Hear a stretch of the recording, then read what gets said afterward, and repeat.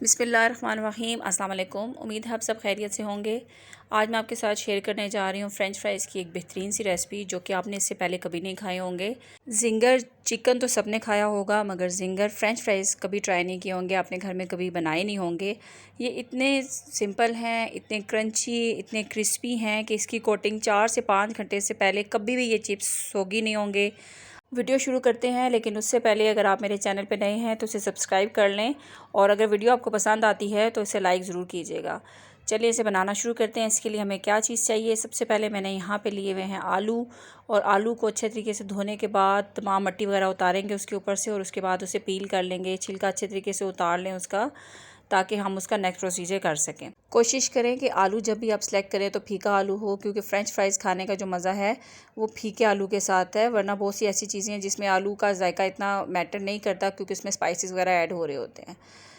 आलू को पील करने के बाद मैं यहाँ इसके फ्राइज़ काट लूँगी। आप अगर चॉपिंग बोर्ड पे काटना चाहते हैं तो उस पर भी कटिंग कर सकते हैं। फ़्रेंच फ्राइज़ हम थोड़े से थिक कटिंग करेंगे, थोड़ा सा मोटा कटिंग करेंगे। लाइक जैसे कि आप KFC वगैरह पे या मैकडोनल्ड वगैरह पे फ्राइज़ खाते हैं तो वो उस साइज़ की कटिंग करें। थोड़े से पतले होंगे तो ज़रा हमारी जो रेसिपी है वो इतनी परफेक्ट नहीं बनेगी, तो थोड़ा मोटा काटें ताकि हमारे जो फ्रेंच फ्राइज़ है वो बेहतरीन बने और क्रिस्पी बने।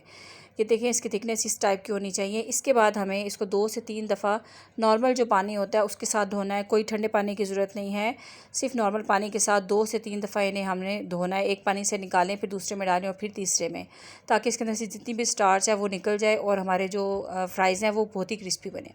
अब इसके लिए हम तैयार कर लेते हैं अपना जो मसाला है वो। उसके लिए मैंने लिया हुआ है यहाँ 1 कप ऑल पर्पज़ फ्लावर, यानी कि मैदा।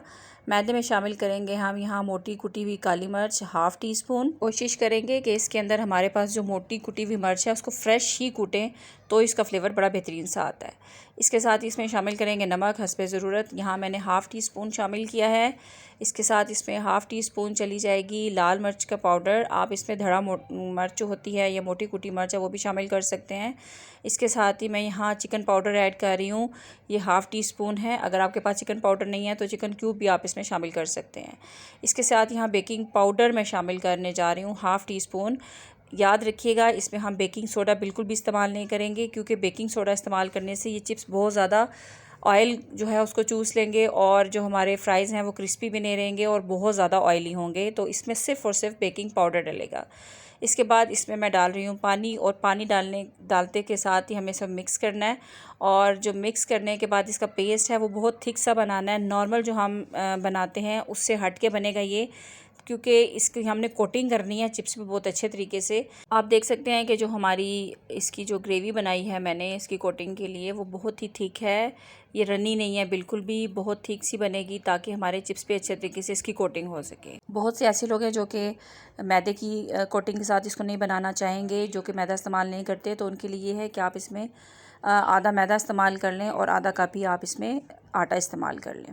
अब यहाँ हम बनाएंगे ड्राई। इसके लिए जो हमें मैरिनेशन करनी है उसके लिए 1 कप भर के मैंने ऑल पर्पज़ फ्लावर यानी कि मैदा लिया हुआ है, और इसके अंदर ½ टी स्पून मैं बेकिंग पाउडर शामिल कर रही हूँ।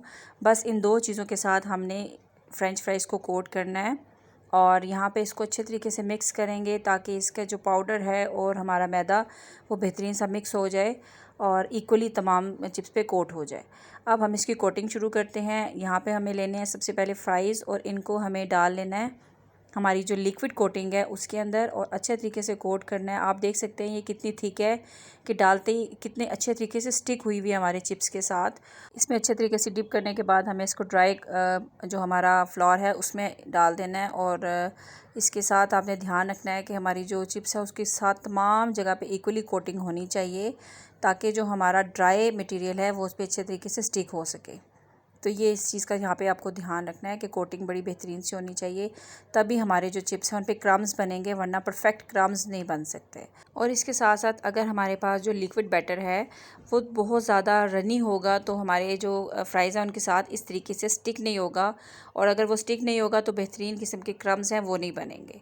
तो ये चीज़ का बहुत ध्यान रखना है कि एक तो आपका जो मटेरियल बनाया हुआ है वो बिल्कुल इसी फॉर्म में होना चाहिए ताकि चिप्स के साथ बहुत अच्छे तरीके से कोट हो जाए, बहुत अच्छे तरीके से स्टिक हो जाए। अब हमारे पास जो नेक्स्ट स्टेप है ये बहुत इंपॉर्टेंट है। आप देख सकते हैं कि मैं इसको एकदम से चिप्स को टच नहीं करूँगी। जब हम मैदे को अच्छे तरीके से इसके ऊपर स्प्रिंकल कर लेंगे उसके बाद आपको हल्के हल्के हाथों के साथ इसको प्रेस करना है, और आप चाहें तो डोंगे की मदद से भी उसको हल्का सा हिला के शेक करके आप इन चिप्स को कोट कर सकते हैं ताकि जहाँ जहाँ पे भी हमारा वो मटेरियल है वो अच्छे तरीके से स्टिक हो जाए और उसके बाद इसके क्रम्स बन जाए। आप इसे 2-3 बार टर्न करेंगे या हल्के हाथों से इसको प्रेस करेंगे तो बेहतरीन किस्म के क्रम्स बनेंगे। देखिए कितने ही ज़बरदस्त क्रम्स इसके साथ जो हैं बन चुके हैं। अब मैं इसको ज़्यादा नहीं छेड़ूंगी, हल्का सा उठा के इसको झाड़ लें ताकि एक्स्ट्रा जो है मैदा वो उतर जाए और क्रम्स इसके बिल्कुल जैसे हम चिकन के साथ क्रम्स बनाते हैं वैसे ही क्रम्स हैं जो हम बाज़ार से खाते हैं। परफेक्टली क्रम्स बने हैं। जब ये फ्राई होंगे तो आपको बड़े नीटली नज़र आ जाएंगे क्रम्स किस टाइप के बने हैं। इसी तरीके से मैं तमाम जो चिप्स हैं उनको इसके अंदर कोट करूँगी, कोट करके और हम इसको खुश्क मैदे में कोट करने के बाद इसको साइड पे रख लेंगे और उसके बाद इसकी फ्राइंग स्टार्ट करेंगे। आप इनको फ्रीज़ करना चाहते हैं तो भी आप इसी लिक्विड के अंदर इसको अच्छे तरीके से रोल करके और खुश्की में स्प्रेड करने के बाद आप इसे फ्रीज़ भी कर सकते हैं। लेकिन उसके लिए ये है कि आप कभी भी शॉपर को ज़्यादा शेक ना करें या उसके ऊपर कुछ ऐसा ना रखें कि वो प्रेस हो जाए और स्टिक हो जाए। तो आपको इसको ड्राई ड्राई ही रखना है ताकि बेहतरीन से ये क्रम्स बने रहें, क्योंकि जो रेसिपी है उसके अकॉर्डिंगली क्रम्स होंगे तो ही अच्छा लगेगा, फ्लेवर इसका बेहतरीन सा आएगा। बच्चे बड़े इजीली इसको खा सकते हैं। कोई इसमें तेज़ मसाला नहीं है, कोई इसमें ऐसी रिच चीज़ें डली हुई जो कि खाने में तेज़ी पैदा करेगी। तो यहाँ पे मैं अब जो ऑयल रखा हुआ है उसको मैं आपको दिखा देती हूँ कि ये गर्म हो चुका है और इसके अंदर हमें फ्राइज़ को डालना है। लेकिन ऑयल का टेम्परेचर बहुत ज़्यादा नहीं होना चाहिए, अगर ज़्यादा होगा तो एकदम से ऊपर वाला मैदा जल जाएगा और आलू अंदर से कच्चे रह जाएंगे। इसलिए हमें मीडियम फ्लेम रखना है ताकि हमारे जो फ्राइज़ हैं वो अंदर तक कुक हो जाएं और ऊपर से जो हमारे क्रम्स हैं वो बहुत ही क्रिस्पी क्रंची रहें। यहाँ पे फ्राइज़ डालने के बाद हमें इसको छेड़ना बिल्कुल भी नहीं है। अगर हम इसे छेड़ेंगे तो भी हमारे क्रम्स ख़राब हो जाएंगे। पहले अच्छे तरीके से जो हमारा क्रम्स हैं या उसका मटेरियल है वो अच्छे तरीके से स्टिक हो जाएगा इसके साथ, तो ही उसके बाद हम इसको टर्न करेंगे। इसको एक साइड से टर्न करें। आप देख सकते हैं क्रम्स कितने बेहतरीन नज़र आ रहे हैं। आपको हल्के हाथों से इसको टर्न करना है। लेकिन ये हमारे पास जो क्रम्स बनेंगे वो इतने हार्ड होते हैं, इतने अच्छे तरीके से स्टिक होते हैं कि वो इतनी जल्दी टूटते नहीं हैं। यहाँ पे मेरे पास जो फ्राइज़ हैं उनका कलर बहुत अच्छा सा गोल्डन हो चुका है। लाइट गोल्डन कलर के साथ हम इसे निकालेंगे तो कुछ देर के बाद इनका कलर ऑटोमेटिकली थोड़ा सा डार्क होना शुरू हो जाता है। तो इस स्टेज पे हम इन्हें निकालेंगे और ऑयल को अच्छे तरीके से हमें निकालना है ताकि हमारे जो फ्राइज़ हैं वो थोड़े से क्रिस्पी क्रंची भी रहें और ऑयली बिल्कुल भी ना हो। इसके बाद आप इसे टिश्यू पेपर पे रख लें ताकि अच्छे तरीके से जो ऑयल है वो निकल जाए। चेक कर सकते हैं आप, बहुत ही क्रिस्पी हैं, बहुत ही क्रंची हैं और आलू अंदर तक हमारे जो हैं वो गले हुए हैं। कोई आलू ऐसा नहीं है जो कच्चा होगा। इस कोटिंग के साथ आप ये फ्राइज़ बना सकते हैं और आप देखिएगा कि 4 से 5 घंटे तक ये बिल्कुल हार्ड ही रहेंगे, बहुत ही क्रिस्पी क्रंची रहेंगे। अगर आज की रेसिपी आपको पसंद आई है तो आप इसे ज़रूर लाइक करें, शेयर करें और अगर चैनल पे नए हैं तो उसे सब्सक्राइब कर लें और बेल आइकन के बटन को लाजमी प्रेस करें ताकि नए आने वाले नोटिफिकेशन आपको मिल सकें। और बहुत सी ऐसी रेमेडीज़ हैं जिनसे आप फ़ायदा उठा सकते हैं। आई होप कि वीडियो पसंद आई होगी। इसे घर पे ज़रूर ट्राई करें और बच्चों को लंच बॉक्स में बना के दे सकते हैं, किसी भी पार्टी पे भी बना सकते हैं।